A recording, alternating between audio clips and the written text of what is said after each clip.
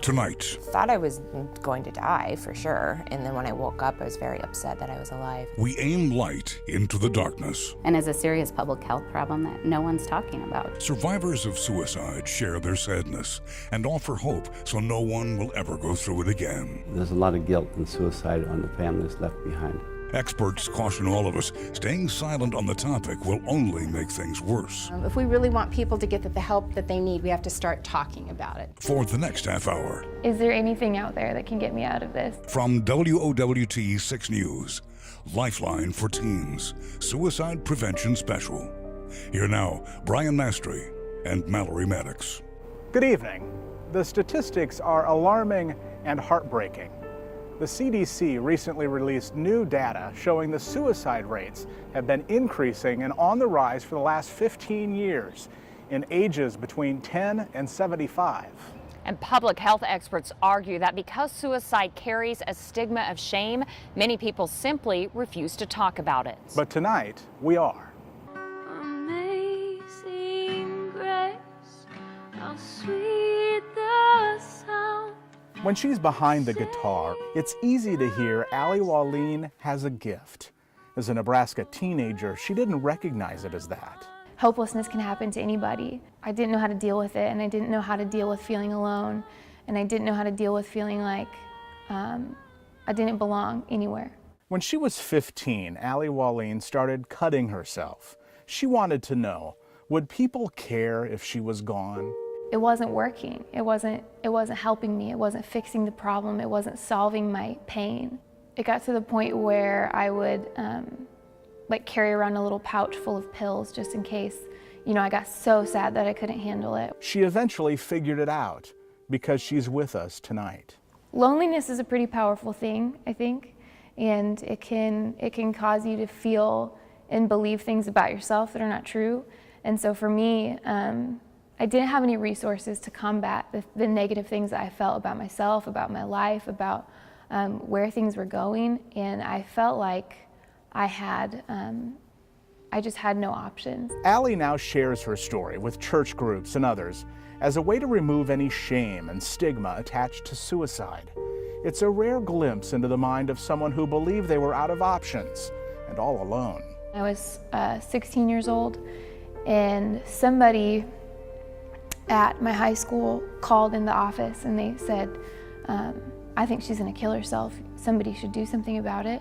And so I got pulled into the school office, and they grabbed my arm and they pulled up my sleeve, and there were cuts on my wrist, and they said, can you promise us that you won't do this? And I said, no.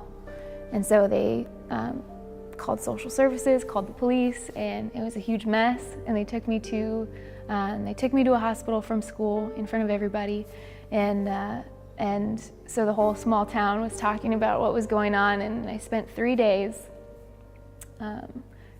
in a hospital in a psychiatric unit, and I remember laying there thinking, like, is this really the life that I was meant to live? Like, is this really it for me? Is this why I'm here? Allie Wallene had hit rock bottom those 3 days in April and the trip to the hospital. It was a really, really, really dark 3 days for me because I was wrestling with this part of me that thought I was going to do something great and this part of me that believed I should just give up. But that alone wasn't enough to change her path of destruction. I left the hospital and things got more confusing, so I started drinking and getting high and spending time with boys I had no business spending time with, and doing all of these things that were supposed to make me feel better. Her sadness went unchallenged, which in her mind made everything true. It wasn't a specific incident necessarily that led me to feel sad. It was moment after moment after moment that I chose not to fight how I felt. So what changed? The hour is upon us. Remember, Allie liked music and was drawn to the talents of another high school musician. She was walking in faith and I was not.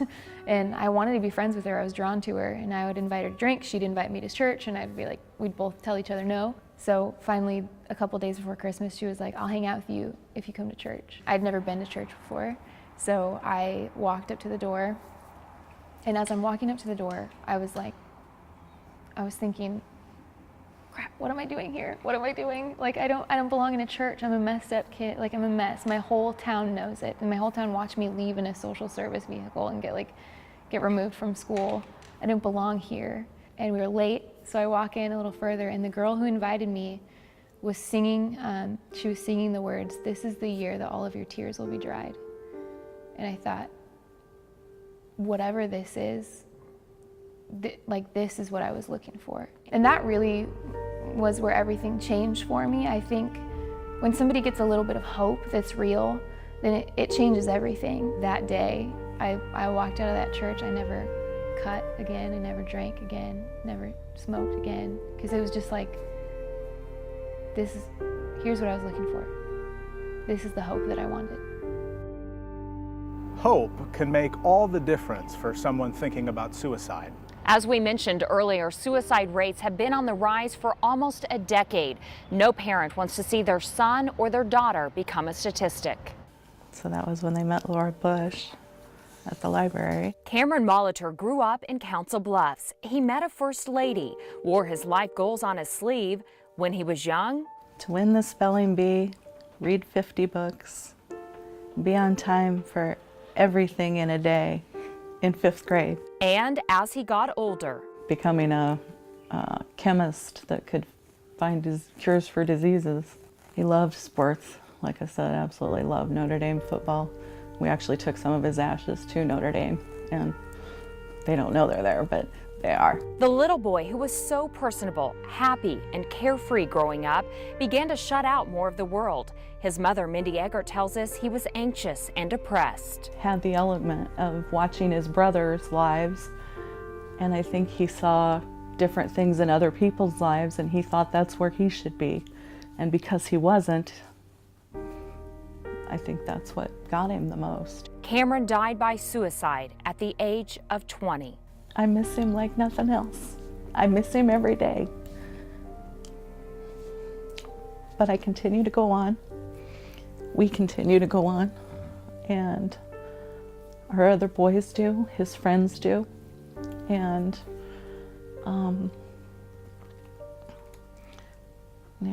we're fighting the fight for everyone else now. When we come back, finding comfort in shared experiences. I told her that I had to give her a mama's hug. Plus, what exactly are the warning signs of suicide?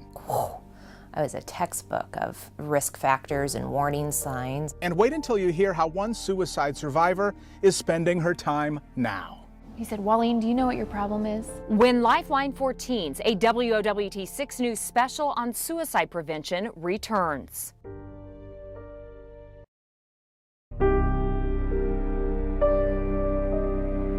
Has anyone ever heard the phrase elephant in the room? Changing the status quo can often feel like life in slow motion. And our hope is that we can shift the conversation so that we're, viewing mental health just as we would if we broke our arm or had diabetes or had cancer or something, so any other medical condition. On this afternoon, as part of an after-school program for Burke High students, the students have a conversation about mental health and suicide with the Kim Foundation. Even though we're a progressive nation, it's still one of the things that we have yet to break down those barriers with. Joy Coyote knows the more she learns, it's hard to be a teen in 2016. The more she can become an advocate. It's okay to talk about mental illnesses. It's okay to talk about the unknown. What are some reasons that suicide and mental health is hard to talk about? Discussions about suicide and mental health can be uncomfortable, even controversial, but it doesn't have to be that way. And never keep it a secret as well. Sometimes we hear teenagers say, "Well, she or he told me I couldn't tell anyone," or they'd get really mad at me. And our response to that is, I think you would probably rather have your friend mad at you than not be around next month. So what warning signs should parents, teachers, and friends watch out for? Maybe they've withdrawn from their friends and activities, eat too much or too little. We're listing some of the concerns at the bottom of the screen, like hopelessness. Experts say to keep an eye for extreme changes in behavior with no explanation, not just like at home, but in all aspects of their life, home, school, work. I had a ton of warning signs. My sleeping and my eating was real erratic. I was isolating. I was abusing alcohol. Sierra Warden is a survivor. Just into college, she attempted suicide. I met with the psychiatrist there, and he told me, he goes, in my 25 years plus of practicing, he goes, I've never seen anyone alive across from me with that high of a toxicity level. He goes, so you're not supposed to be here. He goes, but you are. Do what you want with it. Sierra Warden turned it into a calling. She teaches at UNO's Grace Abbott School of Social Work and practices her craft by being on the front lines with suicide survivors. You don't need a fancy degree or all this schooling to know your warning signs. The mother of two knows it won't be easy broaching sensitive topics when her boys get older, but for the sake of everyone, we must. Talk to your child. And it's so funny when I say it seems so simple, but it's such a scary concept sometimes for not just parents, but friends. There's this big myth out there that if we ask someone about suicide, it's going to put it in their head and they're going to complete suicide. Actually, research has said over and over that quite the opposite is true, that the more that we talk to someone who's feeling depressed or suicidal, the less likely they are to complete or attempt suicide, because that's giving them an outlet. It's giving them kind of a relief, like, oh, wow, someone is actually wanting to hear what's going on inside my head. Still to come on this WWT 6 News special. Spreading a message of hope within our schools. To have somebody say, it's going to be okay though. You know, to look at your worst version of you and to say, but you can do this. That's pretty powerful. And learning from those who've been at the depth of despair when Lifeline for Teens Suicide Prevention returns.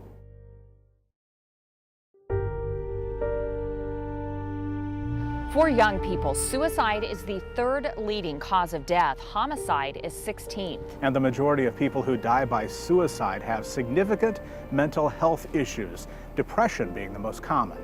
October, Student of the Month. Back to Mindy Eggert. Just days after we sat in her Council Bluffs home, remembering her 20-year-old son Cameron, who died by suicide. I don't believe in the phrase new normal, but I believe in new hope. And each day has new hope.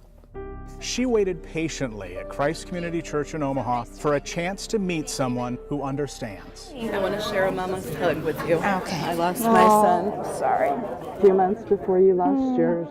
And I prayed that somebody would come along that had a connection. And so I have prayed fervently for you guys.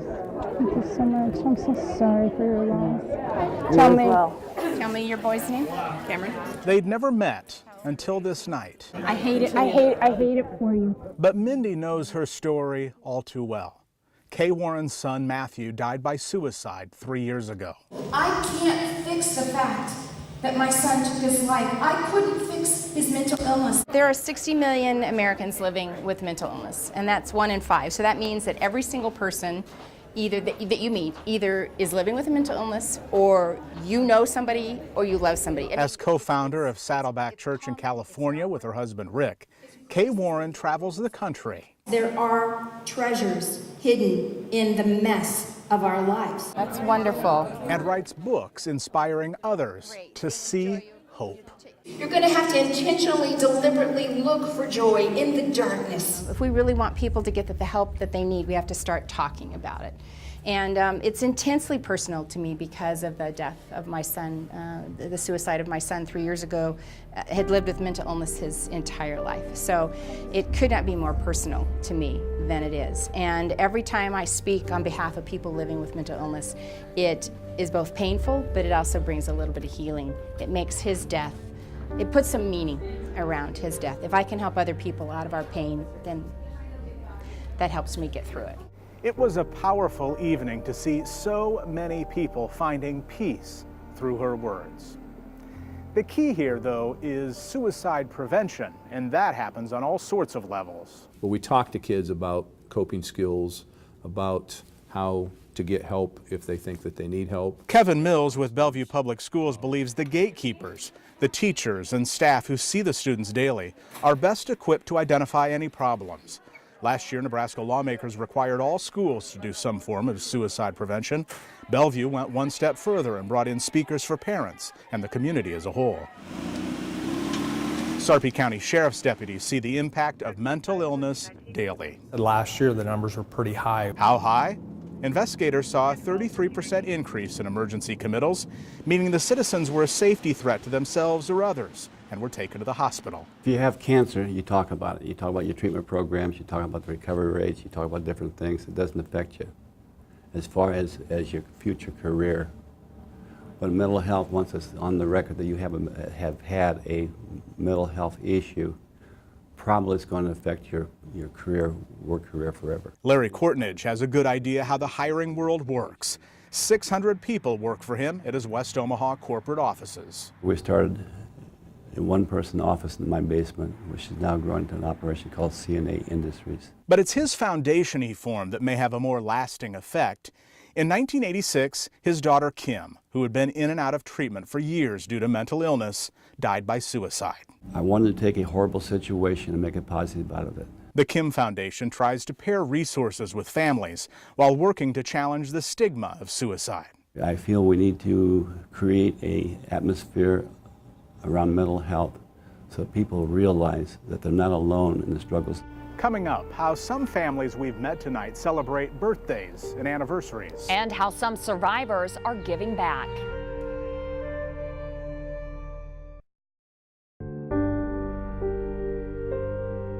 We're grateful to all the families who shared their traumatic experiences with us tonight.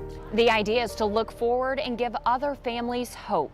I don't feel it. It's why Mindy Eggert, along with a number of other suicide survivors, I lost my sister in the 90s. I'm a survivor. And mental health professionals joined the metro area loss team, who respond when a suicide occurs to offer help and compassion. It's my own therapy, in a way. All in all, it's really not about me.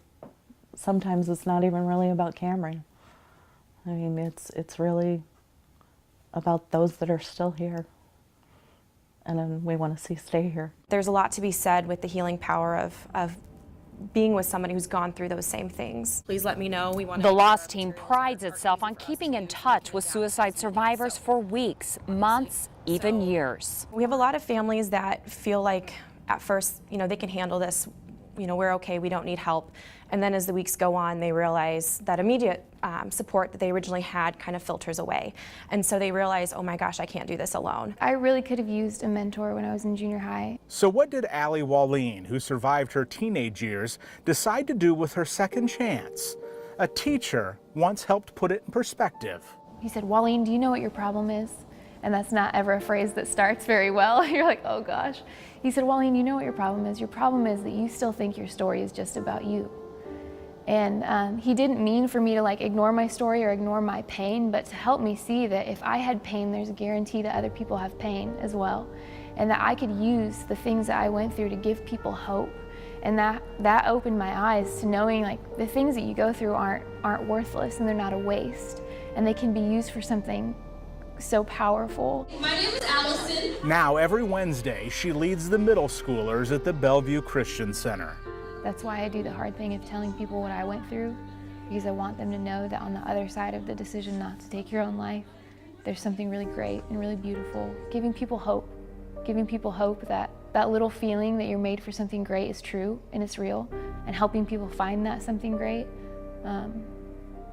is better than anything I could have dreamed for myself. Allie still hears the song and sees the friend who invited her to church. She returns every December to soak it in, the day that changed everything. But I remind her every now and again, thank you. Thank you for seeing a torn up, messed up kid. For the Eggert family, every December 4th, they invite Cameron's friends over for a signature meal, Cameron's favorites, spaghetti and a giant cookie. That's one of those memories that, every time you have it, you think of him. My son didn't think he had a purpose, and so I'm here to prove him wrong. He had a purpose.